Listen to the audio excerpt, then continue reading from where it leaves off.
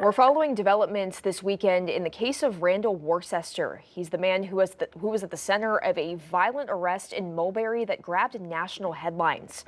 Today, we learned that a Crawford County judge acquitted Worcester for crimes he was alleged to have committed on the day of his arrest.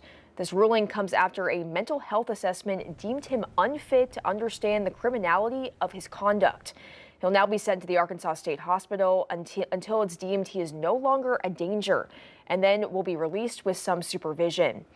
Tonight, we're hearing from both prosecutors and defense attorneys about the ruling. 5 News reporter Parker Abels is here with what lies ahead for Worcester. Lauren Randal Worcester's attorney tells me he is doing as well as can be expected given the circumstances of everything he's been through. The criminal trial set to begin Monday is now canceled. Randal Worcester has been acquitted of charges including first-degree terroristic threatening and second-degree battery stemming from a 2022 encounter with multiple law enforcement officers. On Friday, a Crawford County judge ruled that while Worcester was competent to stand trial, he lacked the capacity due to mental illness to understand or follow the law at the time of the incident. Well, he'll be admitted to an appropriate mental health facility in Arkansas where there will be an evaluation done related to his dangerousness. There may be a recommendation for continued inpatient treatment for a while, or he can be released for outpatient with continued requirements for follow-up. Worcester was at the center of a police brutality case seen here that led to prison time for 2 officers. And while this marks the case's conclusion, his attorney Rachel Bassett says a jury would have reached the same verdict. Based on everything that's available, as Dr. Beeman laid out in his report, Randal has a long history of mental health conditions. He had just recently been released from a mental health facility in Oklahoma before he arrived in Arkansas. He had been on the road for several days. He had not had his medications. They were stolen. He was dehydrated. It was extremely hot. All of those things came together to lead to what happened that day. Washington County's Chief Deputy Prosecuting Attorney Dennis Dean, the special prosecutor appointed in this case, says while this type of ruling is rare, it does happen. It's not unheard of. I have had cases that actually went to a jury trial where the jury decides that based on the testimony of the testifying doctors, the person did not understand what they were doing. In this case, the state doctor said that he did not understand what was going on. So at that point, I don't have a witness. And he says he has no choice but to agree with the medical professional's diagnosis. He made this decision. And again, the judge is an attorney. I'm an attorney. The defense is obviously an attorney.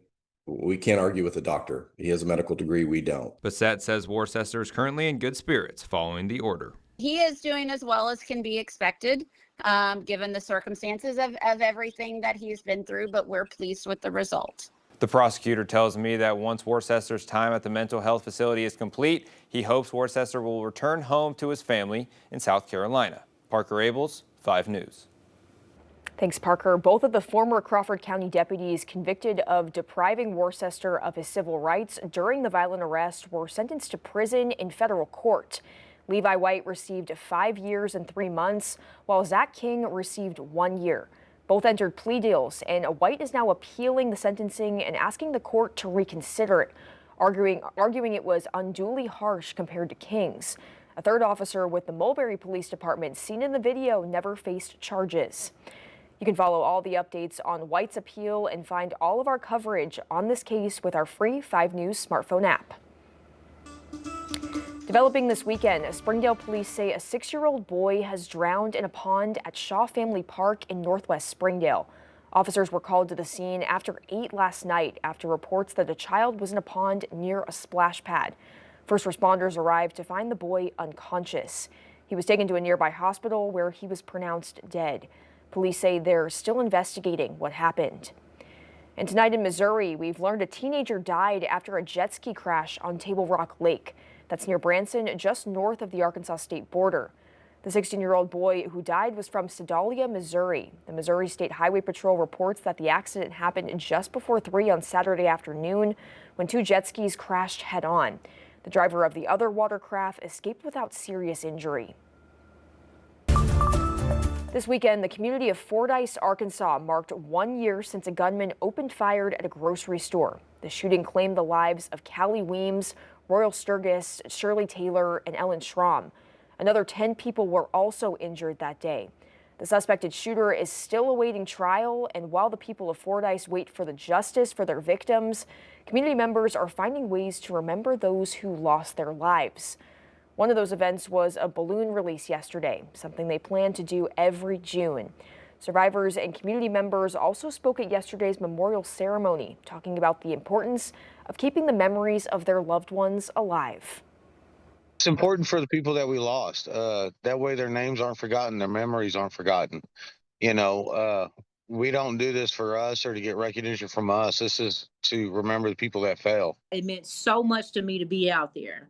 Even though it wasn't a big gathering as the first time, I still wanted to make sure I supported my family, which is Fordyce.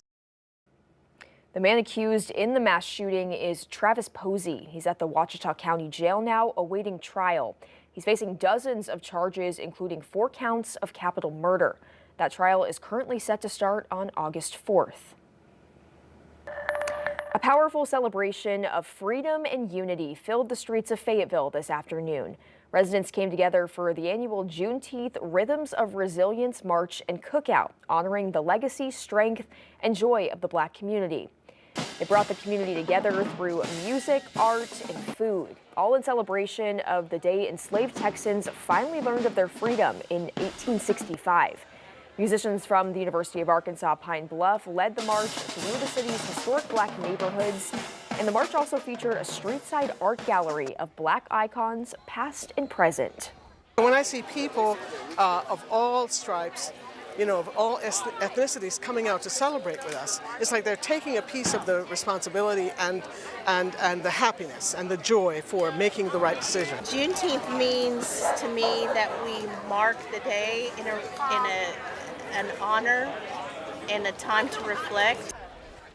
Fayetteville Mayor Molly Ron joined in the celebration, offering remarks about the city's commitment to justice and equality. The event was hosted by NWA Black Heritage, a nonprofit working to preserve and uplift Black culture in the region.